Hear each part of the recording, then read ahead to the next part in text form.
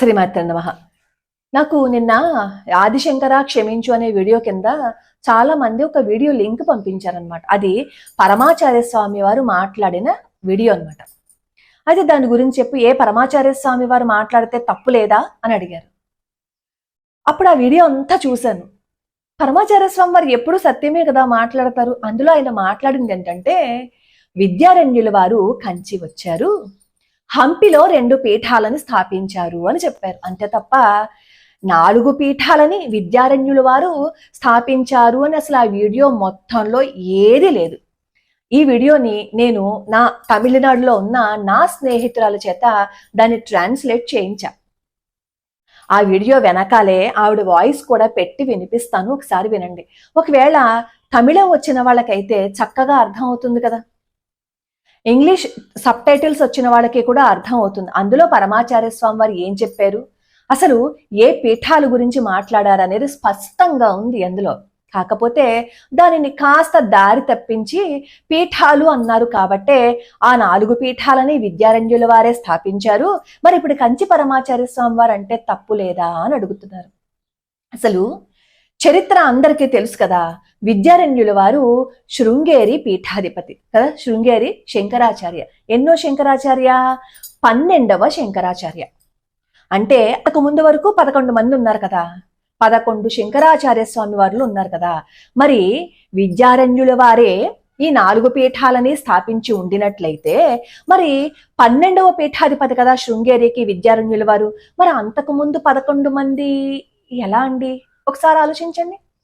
లేదా బహుశా ఈ విద్యారణ్యుల వారే అంతకు ముందు ఎప్పుడో పుట్టేసి మళ్ళీనేమో పీఠాలను స్థాపించేసి 11 శంకరాచార్యుల తర్వాత మళ్ళీ 12వ శంకరాచార్యులుగా వచ్చారు అని అంటారా? చరిత్రను ఎదురుగుండా కళ్ళకి కనపడుతున్న నిజాన్ని అబద్ధం చేసే ప్రయత్నం, అంతకు మించి ఏం కాదు. ఈ వీడియోలో పరమాచార్య స్వామి వారు ఏం చెప్పారో పూర్తిగా వినండి. ఒకవేళ ఆ వీడియోలో ట్రాన్స్లేట్ చేసిన ఆవిడ భాష కొంచెం సరిగ్గా లేదు, ఎందుకంటే ఆవిడకి తెలుగు రాదు కాబట్టి. ఆవిడ ఎక్కువగా తమిళంలోనే మాట్లాడతారు, తెలుగు అర్థం చేసుకుంటారు, అలాగే తెలుగు స్పష్టంగా చెప్పగలుగుతారు. ఆ భాషలో కొంచెం తేడాగా ఉంటుంది అంతే. మీకు ఎవరికైనా తమిళ్ ఉంటే ఆ పూర్తి వీడియోని నేను కింద యూట్యూబ్ లింక్ని కూడా ఇస్తాను. పూర్తి వీడియో వినండి. పూర్తి వీడియో వింటే అర్థం అవుతుంది. సగం సగం విన్నాము అని అనుకోండి, అందరూ చెప్తూ ఉంటారు కదా, వీడియోకి ముందు ముక్క వెనకాల ముక్క కట్ చేసి ఆ మాత్రమే వినిపించడం కాదు అని. పూర్తిగా వింటే పూర్తిగా అర్థం అవుతుంది. అయినా అసలు మన సంప్రదాయం గురించి మనం చెప్పుకోక ఎదుటివాడి సంప్రదాయం గురించి ఎందుకండి బాబు ఈ గొడవలన్నీ? పూర్తిగా వినండి. మీ అభిప్రాయం కూడా కింద కామెంట్లో పెట్టండి. ఈ వీడియో నేను ఎందుకు మళ్ళీ చెప్తున్నాను అంటే, పరమాచార్య స్వామి వారే చెప్పారు, పరమాచార్య స్వామి వారు చెప్తే తప్పు లేదా అని అడుగుతున్నారు కాబట్టి ఇది ఇంక వెంటనే అది శాశ్వతంగా చరిత్రలో ఉంచేస్తారు. పరమాచార్య స్వామి వారే చెప్పారు కదా అని. పరమాచార్య స్వామి వారు చెప్పలేదు, ఇలా ఎన్నో ప్రక్షిప్తాలు చెప్పేసి వాళ్ళు చెప్పారు వీళ్ళు చెప్పారని చెప్పి జరగనివి కూడా జరిగాయి అని చెప్పి ఎన్నెన్నో వచ్చేసాయి. పరమాచార్య స్వామి వారు చెప్పలేదు, 4 పీఠాలని విద్యారణ్యుల వారు స్థాపించారు అని పరమాచార్య స్వామి వారు చెప్పలేదు, చెప్పలేదు కూడా. హరి ఓం. పరమాచార్య స్వామివారు ఆదిశంకరాచార్య జయంతి ఉత్సవంలో పాల్గొని తమ అనుగ్రహ భాషణం అందించిన సందర్భంలోనిది ఈ వీడియో. ఆదిశంకరాచార్య పాదయాత్రతో ఆ కాలంలో నడిచిపోతున్నారు. ఆ కాలంలో వాహనాలు లేవు. అప్పుడు 6000 మంది శిష్యులు ఆయనతో కూడానే వెళ్ళారు. కొన్ని గ్రంథాలలో 6000 మంది శిష్యులు అని రాశారు. ఆచార్యులకు ముఖ్యమైన శిష్యులలో ఒకరు తోటకాచార్యులు. ఆ తోటకాచార్య చాలా సాధువు. శిల్పులు కూడా ఆయనను సాధువుగానే చెక్కారు. ఆయన అందరూ పాడేటప్పుడు నాకేమీ తెలియదు అని గమ్మున ఉన్నారు. ఇతనికి ఏమీ అర్థం కాలేదు అని మిగిలిన శిష్యులు అందరూ అనుకుంటున్నారు. మిగతా శిష్యులు ఒకరోజు శాస్త్ర పఠనం జరిగేటప్పుడు తోటకాచార్యులు సమయానికి రాలేదు. ఆయన రాలేదు అని ఆచార్యులు మనసులో తలుచుకుంటూ ఉన్నారు. ఆయన్ని తలుచుకుని పాఠం ప్రారంభించలేదు. ఈ శిష్యులంతా అతను రాకపోవడం పెద్ద విషయం ఏమీ కాదు, వచ్చినా అతనికి ఏమీ అర్థం కాదు అని చెప్పడం ప్రారంభించారు. శిష్యులందరూ అతని గురించి అలా చెప్పడంతో వెంటనే ఆచార్యులకి అతని పైన కరుణ కలిగింది. తోటకం అనే ఒక వృత్తం చెప్తూ, అంటే 8 శ్లోకాలు చెప్తూ వచ్చారు. తోటకాష్టకం, దీన్ని తోటకాష్టకం అని కూడా పిలుస్తారు. ఆ తోటకాష్టకం చెప్పడం ప్రారంభించారు. సో ఇక్కడ గురువుగారు మనకు శ్లోకం చెప్పి దాని భావాన్ని వివరిస్తున్నారు. పెద్ద పెద్ద మహానుభావులు సంచారం చేస్తూ ఉంటారు. లోకంలో ఉండేవారంతా తప్పు దారిలో పోకుండా నేరు దారిని ఏర్పరిచారు. మనల్ని రక్షించడానికి, లోకాన్ని రక్షించడానికి గాను ఒక రూపం తీసుకుని, ఒక శరీరాన్ని స్వీకరించి ఇక్కడే సంచారం చేస్తారు. మహాప్రకాశంగా ఉంది వాళ్ళు వచ్చేది. ఎంతోమంది మహానుభావులు, ఇక్కడ మళ్ళీ శ్లోకం చెప్పారు, వాళ్ళ లోపలే ఎంతోమంది మహానుభావులు జ్ఞానోపదేశం చేసేదానికని ఉంటారు. ఊర్లన్నీ చుట్టాల్సిన అవసరం లేదు వాళ్ళకి. అయినా కూడా లోకాన్ని రక్షించడం కోసం లోకంలో ఉండే వాళ్ళంతా మంచి దారిలో ఉండాలని, మంచి దారిని వారికి చూపాలని ఇలా వస్తారు వాళ్ళు. అట్లాంటి వాళ్ళంతా అనేక మంది సంచారం చేసేవాళ్ళు చాలా కాలం నుంచి ఉన్నారు. ఆ ప్రకాశం లోపల కొంతమంది నక్షత్రాలు లాగా ప్రకాశిస్తారు. కొన్ని గ్రహాలలో తెల్లవారుజామున శుక్రోదయం వస్తుంది. ఇదంతా స్తోత్రం గురించి ఎక్స్ప్లెయిన్ చేస్తున్నారు.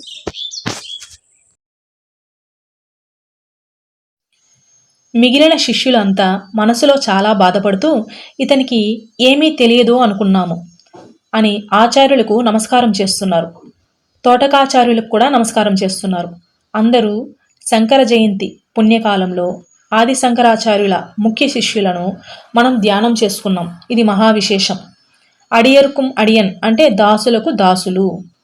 ఈ ఆచార్యులకు షణ్మత స్థాపనాచార్య అని ఒక పేరు ఉంది. 6 మతాలు అని చెబుతున్నారు. 6 మతాలు అని చెబుతారు. విష్ణు ఉపాసన, శివ ఉపాసన, దేవి ఉపాసన. ఈ మూడింటిని కలిపి రత్నత్రయం అని పేరు. ఈ 3 రత్నాలు దేవి, శివ, విష్ణు, ఈ 3 మనం ఉపాసిస్తున్నాం. అంతా ఆచార్యులు చెప్పినట్టు చేస్తున్నాం. ఈ కాంచీ క్షేత్రంలో 3 ఉన్నాయి. వరదరాజస్వామి వారు ఉన్నారు, కామాక్షి అమ్మ ఉంది, శివుని గుడి ఉంది. శివుని గుడి లేని అమ్మవారు లేదు. ఈ కాంచి ఎల్ల లోపల ఏకాంబరేశ్వర స్వామి శివుడు, వరదరాజస్వామి విష్ణువు, కామాక్షి అమ్మ, ఈ 3 కలిపి కాంచీ క్షేత్రం అవుతుంది. నేను కొన్ని పుస్తకాలు చూశాను. కొన్ని పుస్తకాలలో ఆచార్యులు కాంచీ క్షేత్రం ముక్తి క్షేత్రం అని, ఇక్కడ ఉండి సిద్ధి పొందారని కూడా ఉంది. సుబ్రహ్మణ్య స్వామి కుమారకోష్టంలో ఉన్నారు. అందరి స్వాములకు ఇది ముఖ్యమైన క్షేత్రం. పృథ్వీధర అని ఒక ఆచార్యులు, ఆయన కాంచీలో ఉండి కామాక్షిని ప్రతిష్ఠ చేసి సిద్ధిని పొంది పృథ్వీధర భారతి అని పేరు పొందారు. ఆ తరువాత ఇంకో బుక్లో ఇలా ఉంది, విద్యారణ్యులు కంచి నుంచి హంపి విరూపాక్షకు వెళ్ళి అక్కడ 2 మఠాలను స్థాపించారు. ఆ 2 మఠాల స్థాపన తరువాత తిరిగి కంచికి వచ్చి ఇక్కడి నుండి కైలాసం చేరుకున్నారు అని వేరే బుక్లో ఉంది. అదంతా సరైనదైతే ఆచార్య పృథ్వీధర, విద్యారణ్య అందరూ ఈ కాంచీ క్షేత్రంలో ఉన్నారు. మోక్షానికి మిగిలిన అన్ని క్షేత్రాలు ఉత్తర దేశంలో ఉన్నాయి. దక్షిణ దేశంలో ఒకే ఒక క్షేత్రం మోక్షక్షేత్రం. నదులు కూడా అలాగే. గంగే చ యమునే చైవ గోదావరి సరస్వతి నర్మద సింధు కావేరి అలా అని రాశారు.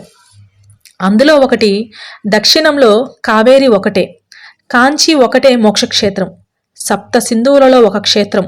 అందువల్ల ఈ సంవత్సరం రాజ్యాంగంలో దీని అంగీకారం చేసి ఆచార్య జయంతి సర్వజనులు జరుపుకోవడం అమోఘంగా ఉంది, సంతోషంగా ఉంది. ఈ వీడియోలో ఎక్కడ పరమాచార్య స్వామివారు 4 పీఠాలను విద్యారణ్య స్వాముల వారు స్థాపించారని చెప్పలేదు. హంపి వెళ్ళి అక్కడ 2 పీఠాలను స్థాపించారని చెప్పారు.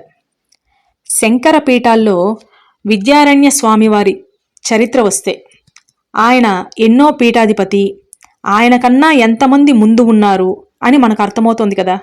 అంటే అంతకు ముందే పీఠాధిపతులు ఎంతోమంది ఉన్నారు అంటే ఈ పీఠం, ఈ శృంగేరి పీఠం కానీ కంచిపీఠం కానీ ఎప్పుడో స్థాపించబడిందనే కదా అర్థం. మన కోసం, మన గొప్పదనాన్ని నిరూపించుకోవడం కోసం పక్క సాంప్రదాయాన్ని తప్పుదారి పట్టించొద్దు. ఈ వీడియోని ఎవరైనా దుర్మార్గంగా వాడినట్లయితే వాళ్ళ మీద చర్యలు మాత్రం తీసుకుంటాం. మనం చూసినట్లయితే విద్యారణ్యుల వారు హంపీలో 2 మఠాలను స్థాపించారు అని మనకి కనిపిస్తుంది. అదేంటంటే విరూపాక్ష మఠము, హరిహర మఠము. ఇవే కాకుండా ఇంకా కొన్ని మఠాలని స్థాపించారు. మనం ఆన్లైన్లో వెతికినట్లయితే ఏం కనిపిస్తుందంటే విద్యారణ్యుల వారు శృంగేరి మఠాన్ని ఇంకా బలోపేతం చేశారు అని ఉంటుంది. బలోపేతం చేశారు అంటే ఇంకా దానిని అభివృద్ధి చేశారు అని కదా అర్థం. శృంగేరి మఠాన్ని విద్యారణ్యులు స్థాపించారు అని కాదు కదా. విన్నారు కదా, అది సంగతి.